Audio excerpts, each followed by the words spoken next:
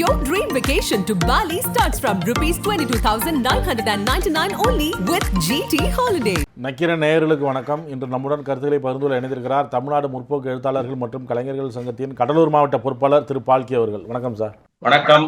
நக்கீரன் ஆசிரியர் குழு மற்றும் வாசகர்களுக்கு பால்கியின் அன்பு வணக்கங்கள். சென்னை அசோக் நகரில் இருக்கிற அரசு பெண்கள் மேல்நிலைப் பள்ளியில் ஆன்மீக சொற்பொழிவு நிகழ்ச்சி ஒன்று நடைபெற்று இருக்கு. அதில் பேசினவர் புராணம் இதெல்லாம் பேசுகிறாரு. கடந்த பிறவியில் தவறு செஞ்சதுனால தான் இப்போ மாற்றுத்திறனாளிகளாக இருக்கிறாங்க அப்படின்லாம் பேசுகிறாரு. அங்கேருந்து ஆசிரியர் அதுக்கு எதிர்ப்பு தெரிவிக்கிறாரு. இது அமைச்சர் வரைக்கும் போகுது. அமைச்சர் நேரடியாக அங்கே வருகிறார். அந்த எதிர்த்து பேசிய அந்த ஆசிரியரை மேடைக்கு அழைச்சி அவர் பக்கத்திலே வச்சுட்டு இது போன்ற சம்பவங்கள்லாம் நடக்கக்கூடாது, இந்த நிகழ்ச்சி ஏற்பாடு பண்ணது யார், யாரை அழைக்கணும் யாரை அழைக்கக்கூடாதுன்னு தெரியாதா அப்படின்லாம் பேசியிருக்கிறார். எந்த நிலையிலும் கொள்கையில் நாங்கள் மாறுபட மாட்டோம் அப்படின்லாம் பேசியிருக்கிறார். இதை எப்படி பார்க்குறீங்க?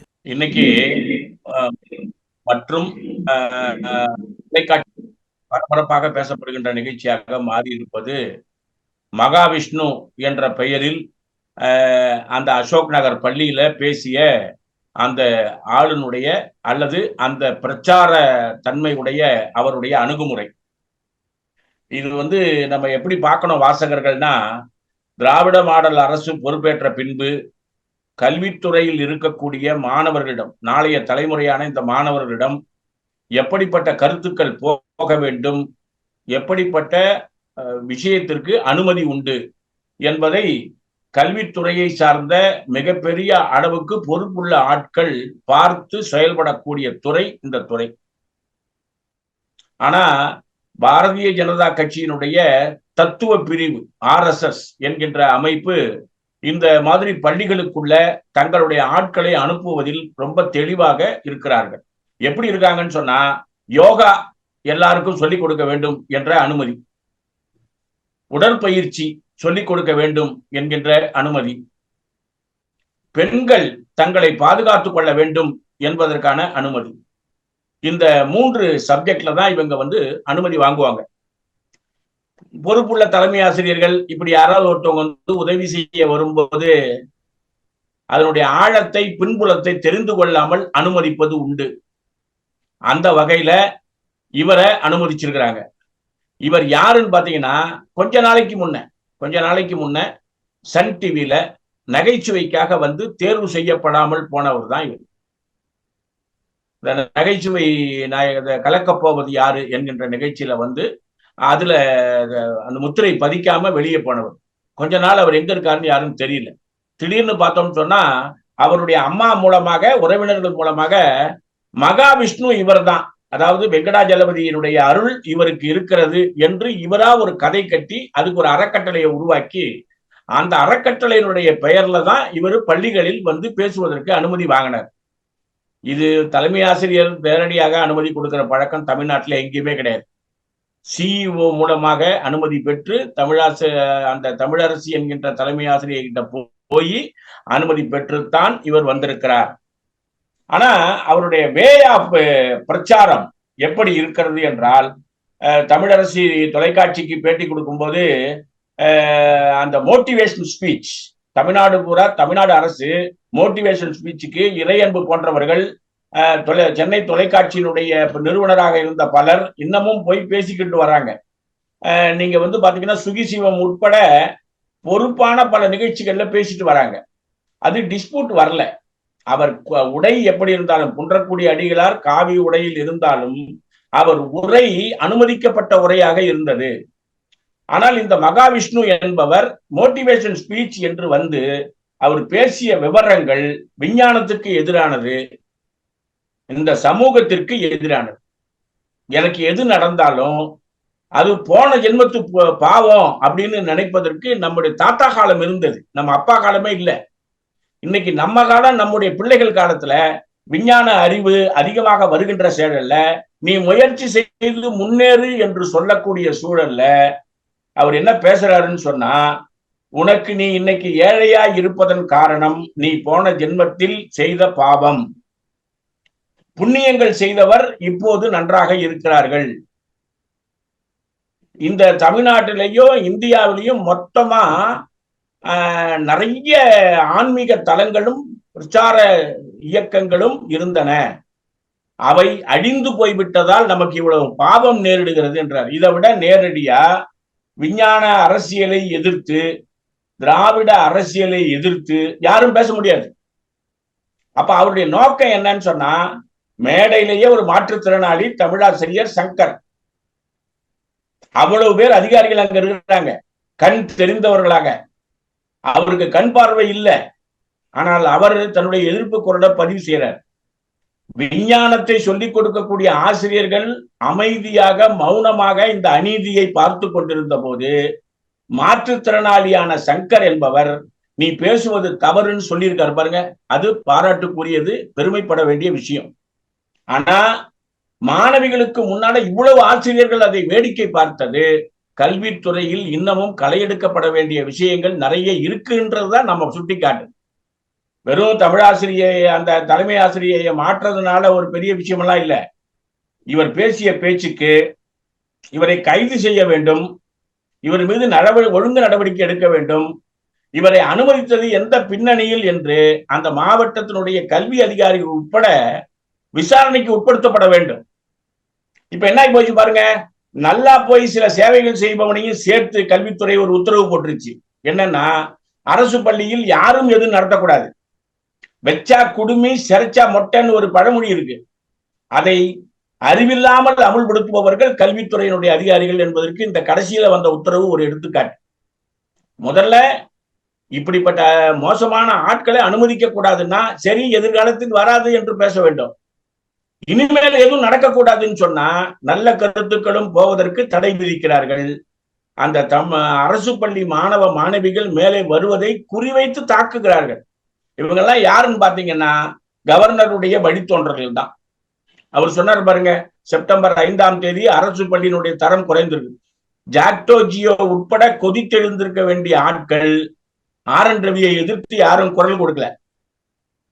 அப்போ வேடிக்கை பார்ப்பவர்களாக நாம இருந்தால் RSS ஆட்கள் இப்படித்தான் வருவார்கள்.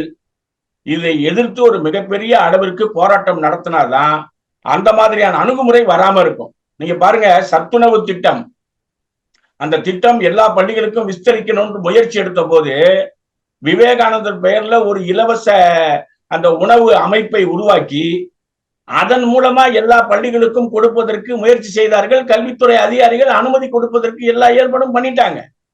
சரியான நேரத்துல இந்த தமிழகத்துல இருக்கக்கூடிய இடதுசாரி சக்திகள் தலையிட்டு அதில் RSS உள்ளே வருகிறார்கள் என்று சொன்னதற்கு அப்புறம் அந்த திட்டம் நின்னது. அதனால கல்வித்துறையில நம்ம ஜாக்கிரதையாக இருக்க வேண்டும்.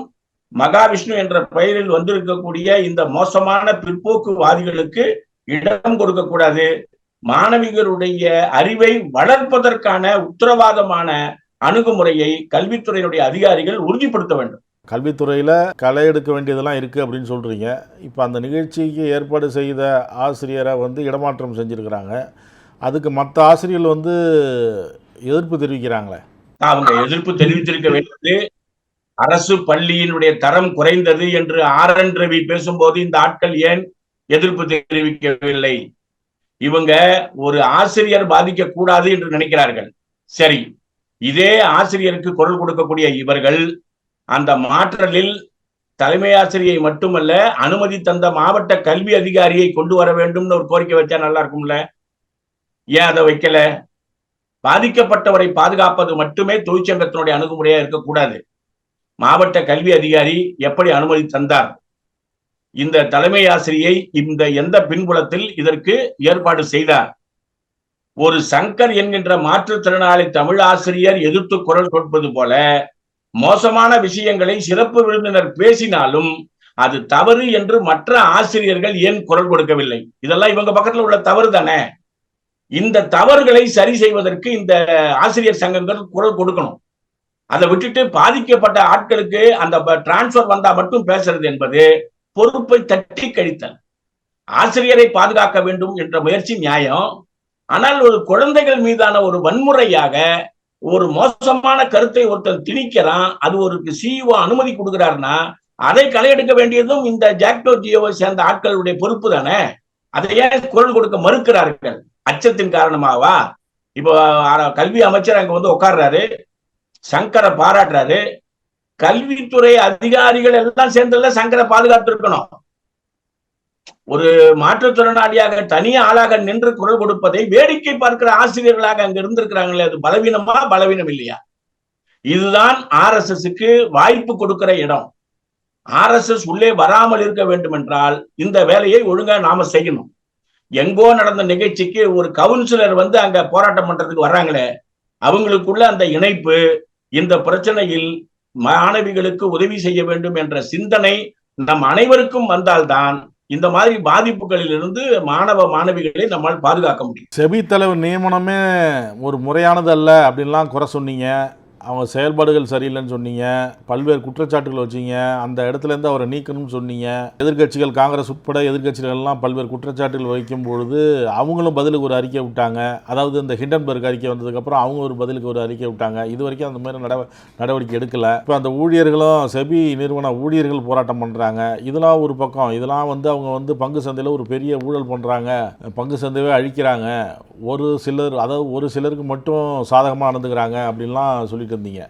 ஆனால் இப்போ ஒரு செய்தி வந்து சீனாவை விட இந்திய பங்கு சந்தை வளருது, சீனாவை முந்துது இந்திய பங்கு சந்தை அப்படிலாம் செய்தி வருது. இது எது உண்மை, எப்படி புரிஞ்சுக்கிறது? இல்ல, நீங்க கேட்கிற கேள்வியில அனைத்துமே செய்திகள் தான். இதில் எது உண்மை எது பொய்ன்னு எல்லாம் இல்லை. ஆனால் ஒரு வளர்ச்சி என்பதை சீனா பார்ப்பதும் இந்தியா பார்ப்பதும் எந்த வகையில் வேறுபடுகிறது என்பதை புரிஞ்சுக்கிட்டோம்னா இந்த பங்கு சந்தையில் இருக்கக்கூடிய அந்த ஏமாற்று வேலைகள் நமக்கு புரிந்துவிடும். உதாரணத்துக்கு 13 நேஷனலைஸ்டு பேங்க் மூலமா பாதிக்கப்பட்ட கம்பெனிகளாக ஒரு 10 கம்பெனிகள் தேர்வு செய்யறாங்க. அந்த 10 கம்பெனிகள் ஏற்கனவே கிட்டத்தட்ட 67,848 கோடி, 67,848 கோடி ரூபாய், 68,000 கோடின்னு வச்சுக்கோங்களேன். 68,000 கோடி ரூபாய் இந்த 10 கம்பெனிகள் அரசுக்கு கொடுக்க வேண்டும், கொடுக்க இயலவில்லை. இந்த 10 கம்பெனிகள் நசிவை நோக்கி கடந்த 4 வருடமாக சென்று கொண்டிருக்கிறது. 10 ஆண்டு காலமாக பிஜேபி ஆட்சி செய்து கொண்டிருக்கிறது என்ற பின்புலத்துல இந்த 4 வருஷமா இந்த கம்பெனிகள் மேல போவதற்கான காரணத்தை நீங்க அந்த கட்டுரையை டீட்டெயிலா படிச்சீங்கன்னா சிறு குறு தொழில அவர்கள் ஏமாந்த விஷயத்தை அந்த கட்டுரையில விலாவரியா சொல்லியிருக்காங்க. நமக்கு அது சம்பந்தம் இல்லை. நான் அதுக்கு நேரடியான அந்த முடிவுக்கு வந்துடுறேன். இந்த 10 கம்பெனியில இருக்கக்கூடிய 67,848 கோடி ரூபாய் இருக்கு பாருங்க. இந்த நசிவுக்கு அரசாங்கத்துக்கு 68,000 கோடி ரூபாயை கட்டுவதற்கு பதிலாக 15,140 கோடி ரூபாய் கட்டினால் போதும். 68,000 15,000 கோடி எத்தனை பர்சன்டேஜ்னு பாருங்க. யாருக்கு? இந்த கம்பெனிகள் கடன் கொடுக்க முடியாமல் தவிக்கின்ற சூழலில் இவர்கள் இவ்வளவு கொடுத்தால் போதும் என்று அந்த கம்பெனி ஓனர்களுக்கு நிர்வாகம் சொல்லல, நிதித்துறை சொல்லல. இந்த 10 கம்பெனியினுடைய மேனேஜ்மெண்டினுடைய ட்ரஸ்டியா ஒரு ஆள் வரான். 3 பேர்ல வரான். அதானி போர்ட்டல், அம்பானிஸ் 2, அதானிஸ் இன்னொரு பேரு, 3. ஒரு அம்பானி 2 அதானி குரூப்.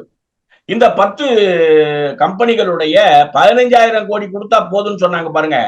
அந்த சப்ஜெக்ட பொறுப்பை அவங்க எடுத்துக்கிறாங்க. நான் கட்ட வேண்டிய கடனை ராஜவேலு ஏற்றுக்கொள்ளுகிறார். அப்போ ராஜவேலு கட்டணும் இல்லையா? நீங்க கட்டுறதுக்கு பதிலாக நீங்க என்ன செய்றீங்க? இந்த 10 வங்கியில 68,000 கோடி ரூபாய்க்கு மேல 15,000 கோடி ரூபாய்க்கு பொறுப்பு நானுன்னு சொல்லி நீங்க கையெழுத்து போட்டுறீங்க. இப்போ 68,000 கோடி ரூபாய் அந்த வங்கி நிர்வாகத்திற்கு வருவதற்கு பதிலாக, பால்கி மூலமாக வருவதற்கு பதிலாக ஒரு பேச்சுவார்த்தை நடந்து ராஜவேலு மூலமாக 15,000 கோடி ரூபாய் வந்தால் போதும் என்று ஒரு பஞ்சாயத்து நடக்கிறது. இந்த பஞ்சாயத்து என்னன்னு சொன்னா 10 கம்பெனியினுடைய மொத்த கணக்கு வழக்குகளையும் நிர்வாக பொறுப்பையும் அதானி பிளஸ் அம்பானி என்கின்ற 1 and 2 நிறுவனம் ஏற்றுக்கொள்ளுகிறது. அப்பா பரவாயில்ல, ஒண்ணுமே வராதுக்கு ஒரு 15,000 கோடி வருவதற்கு இந்த மீட்டிங் முடிஞ்சுதே என்று நாம யோசிக்கின்ற நேரத்துல ஏற்கனவே இந்த 68,000 கோடி ரூபாய் கொடுத்துருக்கு பாருங்க வங்கி நிர்வாகங்கள். அவங்களுக்கு 74% இழப்புன்னு அந்த கம்பெனி அறிக்கை விடுறான். அதாவது இவர்களுக்கு கடன் கொடுத்ததன் மூலமாக வங்கிகளுக்கு ஏற்பட்டிருக்கக்கூடிய 74% நஷ்டம் யார் ஏற்றுக்கொள்வது? ஏற்கனவே கடன் கொடுத்ததனால் ஏற்பட்ட பாதிப்பு பிளஸ் மக்களின் சேமிப்பில் இருந்து இந்த மடைமாற்றம் செய்வது மூலமா தான் இந்தியாவின் பணக்காரர்களாக, உலகத்தின் பணக்காரர்களாக இவர்கள் இருவரும் வந்து கொண்டிருக்கிறார்கள். இதை யார் கண்டுபிடிச்சிருக்கான்னு சொன்னா, ஹுரூன் அப்படின்னு ஒரு கம்பெனி ரிப்போர்ட் பண்ணியிருக்கான். HUROON. 8400 கோடி ரூபாய் நம்ம கையில இருந்ததுன்னா நம்மளுக்கு பேரு பில்லியனர். இந்த 4 வருடத்தில் 62%, இந்த 4 வருடத்தில் 62% பில்லியனர்களை உருவாக்கி இருக்கிறோம். நீங்க கேள்வியிலே கேட்டீங்க, சைனா வந்து இறங்குது, நாம ஏறுறோம், நல்ல பேர்ல வந்துட்டோம். அவங்க 15 ஃபேக்டர் வச்சு வளர்ச்சியை தீர்மானிக்கிறார்கள். நாம 2 ஃபேக்டர் தான். புள்ளி விவரம், வருவாய் அரசுக்கு எவ்வளவு வருகிறது, statistics and gain to the government. இந்த 2 வச்சு மட்டுமே இந்தியா கடைபிடிக்கிறதுனால 29% பில்லியனருடைய எண்ணிக்கை இந்தியாவில் அதிகம். சீனாவுக்கு 25% பில்லியனருடைய எண்ணிக்கை குறைவு. அதுதான் நீங்க சொன்ன புள்ளி விவரம். அந்த புள்ளி விவரம் என்னன்னு சொன்னா, பங்கு சந்தை ஏற்ற இறக்கம். இப்ப ஜூன் 4ஆம் தேதி தேர்தல் முடிவு வந்தது. சடசடன்னு இறங்கிச்சு கீழே. 60-70% கீழே இறங்கிச்சு. ஒரு நிச்சயமற்ற சூழல். மேல வரும்போது 40% மேல வந்தது. மெஜாரிட்டி வந்திருந்ததுன்னா பூஸ்ட். அப்போ அரசியலை வைத்து பங்கு சந்தை சூதாட்டம் நடந்து கொண்டிருக்கும். பிஜேபி வந்தால் பங்கு சந்தை உலகத்திற்கு லாபம் என்ற பின்னணியில நிர்மலா சீதாராமன் அவர்கள் சொல்லி இருக்கக்கூடிய, மோடி அவர்கள் புருனேல அறிவிச்சிருக்கக்கூடிய 2 ஸ்டேட்மெண்ட்டை நம்ம பார்க்கணும். இந்த அம்மா நேரடியாக வரி செலுத்துபவர்கள் மூலமாக இந்தியா மேன்மை அடைந்திருக்கிறது. இந்தியா மேன்மை அடையவில்லை. ஒரு வருஷத்துல 1 லட்சம் கோடி ரூபாய் சொத்து வைத்திருப்பவர்கள் 2022ல 18 பேர். அதுக்கு முந்தின வருஷத்துல பாத்தீங்கன்னா 12 பேர். அப்போ ஒரு வருஷத்துல 1 லட்சம் கோடி ரூபாய் ஆட்களை உருவாக்குறோம். திடீர்னு உருவான ஒரு பெரிய பணக்காரர் சீரம் இன்ஸ்டிடியூட் தடுப்பூசி கம்பெனி அதிபர் லண்டன்ல ஒரு பங்களா வாங்குறாரு. இந்த கொரோனாவோட மட்டுமே சம்பாதிச்ச காசை வச்சு, பிஜேபியினுடைய தயவுல, பிஜேபியினுடைய பாலிசினால 6500 கோடி ரூபாய் செல்வாக்குள்ள ஒரு மிகப்பெரிய மண்டபத்தை, ஒரு வீடை வந்து கட்டி அவர் ஓபன் பண்றாரு. அப்போ பில்லியனர்ஸ் ராஜ்யம். வறுமை யாருக்கு? பெரும்பகுதியான மக்களுக்கு. 56% மக்களுக்கு, 83% மக்களுக்கு 2 ஃபேக்டர் இல்லைன்றான். 56% மக்களுக்கு 3வது வேளை உணவு இல்லை. 83% மக்களுக்கு 1000 ரூபாய் ஒரு நாளைக்கு 1000 ரூபாய், 30 பெருக்கினா 30,000 ரூபாய். இதுவே வாழ்க்கை தரத்துக்கு பத்தாது அப்படின்னு தீர்மானிக்கிறான்.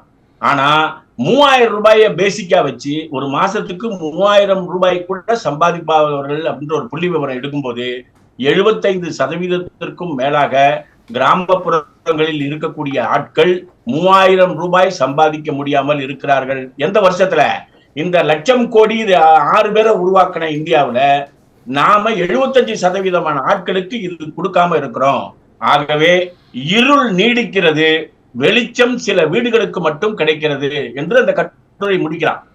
அப்போ இந்தியாவினுடைய பங்கு சந்தை முதலீடு கொள்ளையடிப்பதற்கு பணக்காரர்களுக்கு உதவியாக இருக்கிறதே ஒழிய ஏழை மக்களுக்கு உதவிகரமாக இல்லை. இந்த கொள்கையின் மூலமா 2047 நம்ம மிகப்பெரிய மாற்றத்தை அடைவோம் என்று சொல்லக்கூடிய மோடி அவர்கள் 2047 சோமாலியா போன்ற நாட்டை விட மோசமான நிலைமைக்கு இந்தியாவை கொண்டு போய் விடுவார் தான் அந்த கட்டுரை முடியுது. அதனால இந்த பொருளாதார கொள்கை பணக்காரர்களுக்கான கொள்கை, ஏழை மக்களுக்கான கொள்கையாக அது மாற்றப்படுவதற்கான போராட்டங்கள் அங்கொன்றும் இங்கொன்றுமா நடக்கிறது. அது கொஞ்சம் தீவிரமா வருவதன் மூலம் ஒரு மாற்றத்தை நம்ம நோக்கி செல்லலாம். மல்யுத்த வீராங்கனை வினேஷ் போகத் ஒலிம்பிக்கில் வந்து வாய்ப்பு இழந்தாங்க. அதாவது 100 கிராம் எடை அதிகமாக இருக்குன்னு சொல்லி அவருக்கு வாய்ப்பெலாம் மறுக்கப்பட்டது. அவங்க வந்து அதுக்கான நடவடிக்கைலாம் எடுப்போம்னு சொல்லி விளையாட்டு ஆணையம்லாம் எவ்வளவோ முயற்சிலாம் பண்ணாங்க. ஆனால் அதெல்லாம் இல்லை, அப்படின்னு சொல்லி அவங்க நாங்கள் இனிமேல் நான் இந்த மல்யுத்தமே வேண்டான்னு சொல்லிட்டு வெளில வந்தாங்க. அவங்க அண்மையில் ராகுல் காந்தியை சந்தித்தாங்க. அப்போவே இவங்க வந்து தேர்தலில் வரப்போகிறாங்க, காங்கிரஸில் இணைய போகிறாங்க அப்படிலாம் பேசப்பட்டது. இன்றைக்கி கார்கே முன்னிலையில் காங்கிரஸில் இணைஞ்சிருக்காங்க. இது எப்படி அடுத்த இது தேர்தலில் அவங்க ஈடுபடுவாங்களா? நீங்கள் அதை எப்படி பார்க்குறீங்க? கூடுதல் செய்தியாக நம்ம என்ன பார்க்கணும்னா, அரை மணி நேரத்துக்கு முன்னால டெல்லியில் நடந்திருக்கக்கூடிய செய்தி, செஸ் போட்டி நடக்குது. நம்ம சென்னையில செஸ் போட்டி நடத்துறோம். மிகப்பெரிய அளவுக்கு பாராட்டு பெற்றது. வெளிநாட்டுல இருந்து வந்தவங்க எல்லாம் நம்ம தமிழ்நாட்டில் ஏற்பாடு பண்ணி கொடுத்ததை மிகப்பெரிய அளவுக்கு பாராட்டினாங்க. டெல்லி உள்துறை அமைச்சகத்தினுடைய கண்ட்ரோல்ல நடக்கிற இந்த இடத்துல முதல் போட்டியிலிருந்தே 2 வெளிநாட்டு போட்டியாளர்கள் எந்த விதமான பேசிக் அம்யூனிட்டிஸும் எங்களுக்கு செய்யலன்னு சொல்லி வெளியேறி இன்று தன்னுடைய நாட்டுக்கு திரும்பிட்டாங்க. விளையாடாமே பேசிக் கம்யூனிட்டிஸே யாரும் ஒன்றும் செஞ்சு தரல அப்படின்னு சொல்லி போயிட்டாங்க. இதான் ஒரு அரை மணி நேரத்துக்கு முன்னால் ஏற்பட்டிருக்கக்கூடிய டெல்லி தலைநகரனுடைய செய்தி. இந்த அரசு யாரை கவனிக்க வேண்டுமோ கௌரவிக்காது, யாரை கவனிக்க வேண்டும் என்பது மாண்டி மோசமானவர்களை ஆதரிப்பது என்ற கொள்கை பிஜேபியினுடைய அணுகுமுறை. அந்த அணுகுமுறையில ஏற்பட்டிருக்க வேண்டியதுதான் இது. நீங்க சொன்னது மாதிரி இந்த நம்ம வினேஷ் போகத் ரயில்வேல நல்ல ஒரு பொறுப்புல இருக்கிறவங்க, அவங்க பலதரப்பட்ட விஷயங்கள்ல இன்னும் சைன் ஆகி பல வருஷம் விளையாடினா இந்தியாவுக்கு அது ஒரு பெருமை. அதை அனுமதிக்க கூடாது என்று அற்ப அரசியல் விரோத தன்மையை கையில வைத்துக் கொண்டு அவங்கள பழி வாங்கினாங்கன்றதுதான் நாம அவர்கள் மேல் சொல்லக்கூடிய குற்றச்சாட்டு. அவங்க இன்று காங்கிரஸ்ல இணைஞ்சிட்டாங்க. அவர் பஜ்ரங் புனியாவும் இறங்கிட்டாரு. என்ன காரணம்னா, அவங்களாம் ஒரு விவசாய பின்புலத்துல நம்ம ஏற்கனவே பேட்டியில சொன்னது போல காங்கிரஸ் இயக்கத்தில் இந்தியா கூட்டணியில் தன்னை இணைத்துக் கொண்டு மக்களுக்கு உதவி செய்ய வேண்டும் என்றுதான் அவங்க வந்திருக்கிறாங்க. அது ஒரு நல்ல முயற்சி, வரவேற்கப்பட வேண்டிய ஒரு விஷயம்தான். இல்லை, அவங்க இப்போ தேர்தலுக்கே சீட்டு கொடுப்பதாலாம் செய்திகள் வருது. அவங்களுக்கு 2 பேருக்கும் தயாராகுது. காங்கிரசினுடைய தலைமை பட்டியல் என்பது இன்னைக்கு தயாராகுது. 2 பேரில் ஒருவர் நிச்சயம், 2 பேரும் இருப்பதற்கான வாய்ப்புகள் உண்டுன்னு தான் டெல்லி வட்டாரங்கள் சொல்லுகின்றன. இந்த நம்ம போகத் என்பவர்கள் போட்டியிடுகிறாங்க. இந்த ஹரியானா சப்ஜெக்ட்ல போட்டியிடுறாங்க. நீங்க ஹரியானாவில் இன்னொரு நல்ல முன்னேற்றம் என்னன்னு பாத்தீங்கன்னா, ஹரியானாவுடைய பிஜேபி அமைச்சர் இங்க வந்து சேர்றாரு. 3 அமைச்சர்கள் இன்னைக்கு காலையில வந்து பாத்தீங்கன்னா காங்கிரஸ்ல சேர்றாங்க.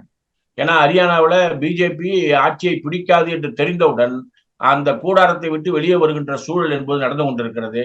உங்களுக்கே தெரியும், காங்கிரஸ் கட்சி அந்த சீட்டு கொடுக்கறதுல இருக்கக்கூடிய குளறுபடிகளை சரி செய்வதற்கு ஒரு பெரிய குழு போட்டிருக்காங்க. அதெல்லாம் வச்சு பேசி டெபினட்டா போகத் என்பவர்கள் இந்த இதுல போட்டியிடுறாங்க.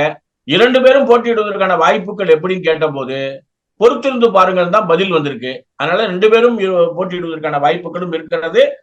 ஹரியானாவில் பிஜேபி ஆட்சியை அமைக்காது என்பதனால காங்கிரஸ் கூட்டணிக்கு ஒரு நல்ல முன்னேற்ற பாதை என்பது தெரிகிறதுனால இன்னும் கொஞ்சம் பொறுத்திருந்து பார்த்தால் ஒரு நல்ல முன்னேற்றமான செய்தியை நம்மளால பார்க்க முடியும். ஒட்டுமொத்தமா இந்த நடக்க போற சட்டமன்ற தேர்தலில் எப்படி பாக்குறீங்க? இப்போ ஜம்மு காஷ்மீர், ஹரியானா 4 மாநிலங்கள், ஜார்க்கண்ட், மகாராஷ்டிரா, ஹரியானா, ஜம்மு காஷ்மீர், இதுல 2 மாநிலத்தினுடைய செய்திகள் தொடர்ந்து வந்த கொண்டவனுமே இருக்கின்றன. எதுன்னு பாத்தீங்கன்னா, ஒண்ணு ஹரியானா. அந்த ஹரியானாவுடைய செய்தி தொடர்ந்து வருவதற்கான காரணம் பிஜேபி அங்க இருக்கக்கூடிய மக்களுக்கு கொடுத்த தொல்லைகள். இன்னொன்னு, விவசாயிகளுக்கு தன்னுடைய கோரிக்கைகள் நிறைவேறவில்லை என்ற ஆதங்கம். அப்போ அரசியல் களம் என்பது காங்கிரசுக்கு சாதகமா ஹரியானாவில் இருக்கிறது. மகாராஷ்டிராவில் அதை பார்த்தோம்னு சொன்னா, மகாராஷ்டிராவில் இவங்க கட்சியை உடைச்சிதான் பிஜேபி தன்னுடைய முன்னேற்றத்தை போன தடவை உறுதிப்படுத்தினாங்க. இப்போ நம்பி போன ஷிண்டே அணியிலிருந்து சரத்பவார் கிட்டையோ மற்ற இடத்துக்கோ, அந்த இன்னொரு கட்சி இருக்காங்கல்ல, அவங்க கிட்டயோ போவதற்கு தாய் கழகத்துல போய் சேரக்கூடிய சூழல் என்பது வந்து கொண்டிருக்கிறது. இது மகாராஷ்டிராவை பத்தி எழுதுறது. ஜம்மு காஷ்மீர் வந்து 370 திருப்பி பெற வேண்டும், மாநில அந்தஸ்து அவசியம் இருக்க வேண்டும். 10 வருடங்களாக உயிர் இழப்புகள் அதிகமாகிக் கொண்டிருக்கிறது. 10 வருட மிலிட்டரி ஆட்சிக்கு முடிவு கட்ட வேண்டும். இந்த 3 தான் டிமாண்டே. அங்க என்னடா மிலிட்டரி ஆட்சி நாங்க யோசிச்சோம்னு சொன்னா, கிட்டத்தட்ட கவர்னர் நம்ம பார்க்கவே முடியாது. எல்லா இடங்களிலும் இராணுவம். சோ சுதந்திரமான செயல்பாடு என்பதோ மக்கள் வாழ்க்கை என்பதோ அங்கு உறுதிப்படுத்தப்படவில்லை. மெயின் வருமானமான சுற்றுலா என்பது 10% கீழே போயிடுச்சுன்றான். இந்தியாவினுடைய மிகப்பெரிய வருமானத்தை உறுதிப்படுத்திய அந்த சுற்றுலா வியாபாரம் என்பது போயிட்டதுனால இந்த 4 மாநிலங்களிலும் காங்கிரசுக்கு பிரகாசமான எதிர்காலங்கள் தெரிகிறது, பிஜேபிக்கு வீழ்ச்சி படலம் தான் கண்ணுக்கு தெரிகிறது. கருத்துக்களை பகிர்ந்து கொண்டதற்கு நன்றி சார். கருத்துக்களை கேட்டமைக்கு நன்றி, வணக்கம். உங்கள் நக்கீரன் இதழில் கதாசிரியர், தயாரிப்பாளர், இயக்குனர் என பன்முகம் கொண்ட திரைக்கலைஞர் VC குகநாதன் எழுதி வரும் சினிமா கொட்டகை. பரபரப்புக்கு பஞ்சமில்லா தொடர். வாங்கி படியுங்கள். நக்கீரன். நக்கீரன் டிவிக்கு சப்ஸ்கிரைப் செய்யுங்கள். உங்கள் ஆதரவே எங்கள் பலம். ஆசிரியர்களுக்கு நண்பனாகவும் மாணவர்களுக்கு ஆசானாகவும் திகழும் தேர்வு வழிகாட்டி. ஒவ்வொரு பாடத்திற்கும் அனுபவமிக்க ஆசிரியர்களின் துல்லியமான தெளிவான விடைகள். CNC இருக்கு, தேர்வு பயம் எதற்கு? இது தீரன் பப்ளிஷிங் ஹவுஸ் விற்பனை வெளியீடு.